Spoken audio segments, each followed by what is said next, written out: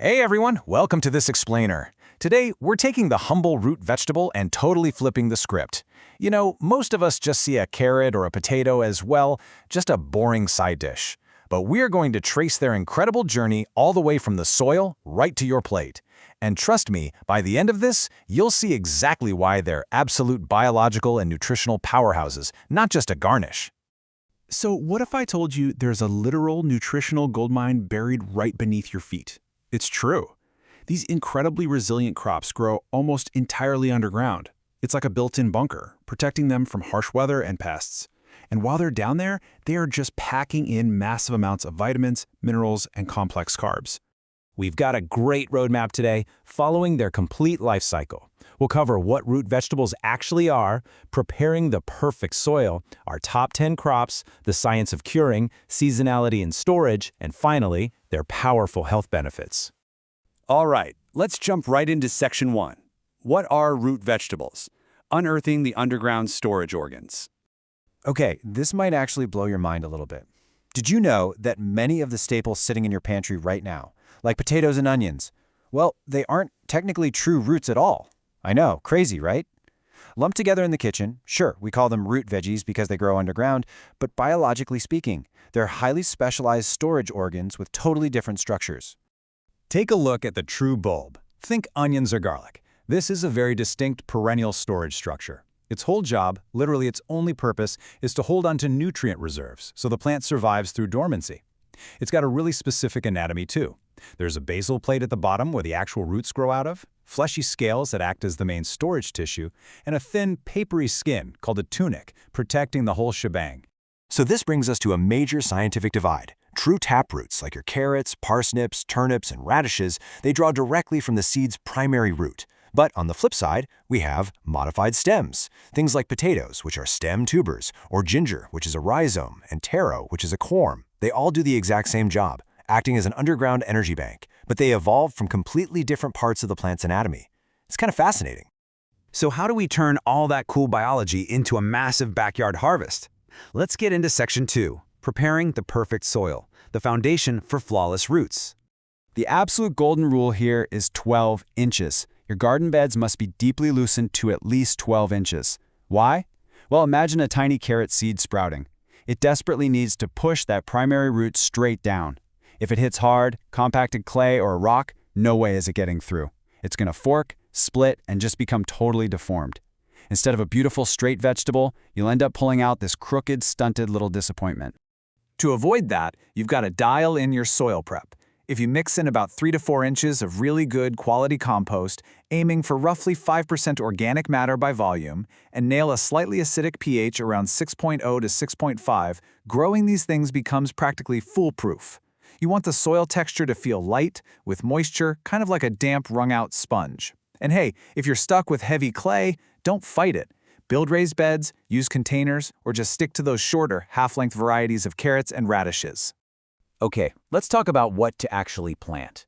Moving into Section 3, Top 10 Root Crops, a rapid-fire guide to your backyard bounty. First up, the speed demon. If you have zero patience, the radish is absolutely your best friend. But timing is super important here. You've got to plant these in the cool weather of spring or fall. If you don't, those incredibly fast-growing roots will turn tough, woody, and super hot tasting. But get this, from seed to harvest, you're looking at under a month. It is literally the ultimate instant gratification for a gardener.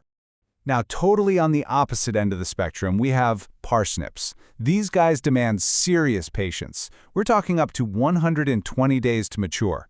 But here's the magic trick. If you let them freeze slightly while they're still in the ground, it unlocks this rich, nutty, earthy flavor that is just addictive.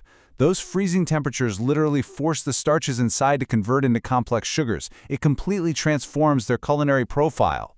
Then we have the double-duty powerhouses, beets and turnips. What's so fantastic about these is the 2-for-1 deal you get. You get a delicate, calcium-packed leafy green side dish plus the starchy root. Want a pro tip from commercial growers? Plant 2 separate beds. Strip the greens aggressively from the first bed for your salads and leave the second bed completely alone. That way, those undisturbed plants pump all their energy down below to grow massive underground roots.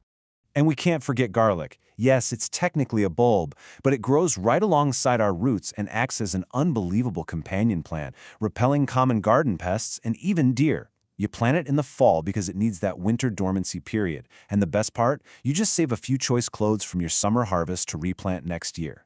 You literally never have to buy garlic seed again. One clove grows an entire head. It's like this amazing compounding investment right in your backyard. But once they're out of the dirt, the biological clock starts ticking. Which brings us to Section 4, the science of curing and post-harvest handling for long-term storage. The science behind this is fascinating. Look at the stark contrast in these curing environments. Basically, applying high heat and humidity heals any wounds from harvesting by forming a brand new protective layer of cells. But different crops need wildly different conditions. Potatoes, they're happy at 15 to 20 degrees Celsius. But yams and cassava, they demand intense heat. We're talking up to 40 degrees and nearly 100% humidity to cure properly over a few days. It's this specific process that massively extends their shelf life so they survive the trip to the grocery store. And after that field cure, commercial produce goes through the ringer, a really rigorous prep process. First, heavy-duty rotary washing to scrub off field chemicals. Then, disinfection using very precise antimicrobial solutions. And, finally, artificial waxing. You know that shiny, flawless sheen on a supermarket turnip? Yeah, that's not natural. That's an artificial wax used to seal up micro cracks, stop moisture loss, and, let's be honest, just make it look prettier on the shelf. All right, let's move on to Section 5, seasonality and storage, timing your harvest and keeping things fresh. Whether you're shopping wholesale for a restaurant or digging up your own yard, timing is everything. Peak season for things like carrots, parsnips, and beets is generally May through September. When you buy locally during these months, you're getting peak flavor, a much longer shelf life, and honestly way better prices compared to buying imported, cold-stored stuff in the middle of winter. And because these veggies are literally biological storage organs, they are born to last. If you keep them in a cool, dark, appropriately humid space, they will outlast your leafy greens by a mile. Got a root cellar hovering between 32 and 40 degrees Fahrenheit? Perfect. Burying your carrots and beets in damp sand or sawdust actually mimics the earth, and it'll keep them crisp for months. If you're like most of us and just have a fridge, no problem. Just wrap them tightly in paper towels. That manages the moisture and totally prevents rot. Finally, let's talk about what happens when you actually eat them. Section 6, powerful health benefits, the dense superfoods hiding under your feet. This is where it gets really incredible, especially for women's health. Research shows that compounds in sweet potatoes and yams contain phytoestrogens, plant compounds that naturally mimic estrogen in the body. So, replacing traditional grains with these specific roots can actively help alleviate frustrating symptoms of hormone decline, like hot flashes during perimenopause. Plus, they are packed with rich B vitamins that help stabilize your mood. And the perks don't stop there. I know root veggies feel heavy, but their low-calorie, high-fiber density actually keeps you fuller longer, which is amazing for weight management. We're talking potassium in potatoes to regulate blood pressure, beta-carotene and vitamin C in carrots for collagen and immunity, and things like Jerusalem artichokes. They are loaded with prebiotics that literally feed your good gut bacteria.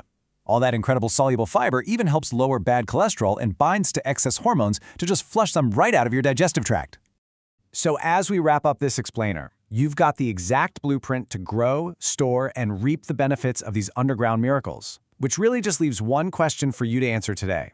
What hidden nutritional treasure are you going to unearth in your garden or kitchen this week? Whether you're just tossing a sweet potato in the oven or breaking ground on a brand new bed for radishes, the benefits are literally waiting right below the surface. Thanks so much for joining me on this journey.